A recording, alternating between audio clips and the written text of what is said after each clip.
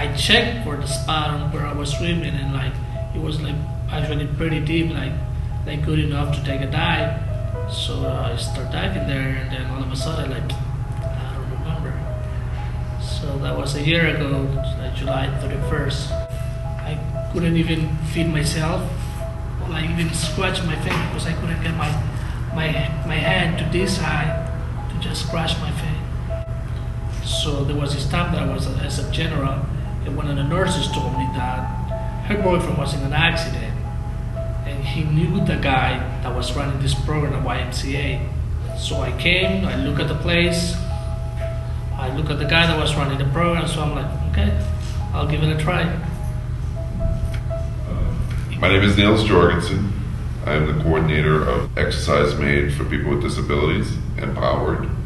I have a wheelchair sports background. I was involved in wheelchair racing, and then in the late 80s I was competing in wheelchair rugby, local, national, and international.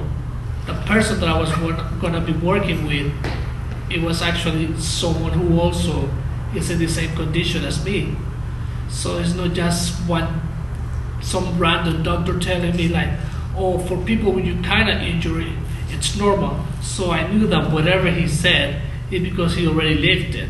I discovered for myself that activity and exercise and fitness pursuits really dramatically affected my life and the degree to which I could participate in life by having increased strength and endurance and the social aspects of being out and being in sort of a fitness environment versus environments that were specific to my disability or, academia or school or whatever.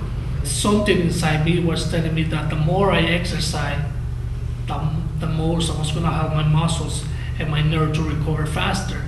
And that's one thing that I noticed working with Niels at YMCA is as soon as I start working out here, you can see the change. A central element of this program is to promote independence and self-confidence. Help somebody who's gone through a traumatic injury or disability or some other kind of event in their life that they now have a long-term permanent disability and they need to work themselves back into the level of conditioning and independence to go on with their life in some kind of meaningful and productive way. Now I can move both arms, I can use my computer, I can feed myself. An individual goes through some kind of a life-changing event and ends in the hospital. Oftentimes they can feel as though they're no longer sort of in control and feel safe within their own life. When they're in the hospital also they lose a lot of their autonomy. It helps a lot because I can see that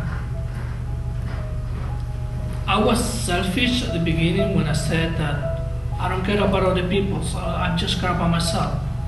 I only been like this a year. There's a lot of people that it's been like that since they were born. And so when they come and enroll in this program, I like to give them the sense that it's really up to them. I talk about it with my friends. I told them that if they know someone.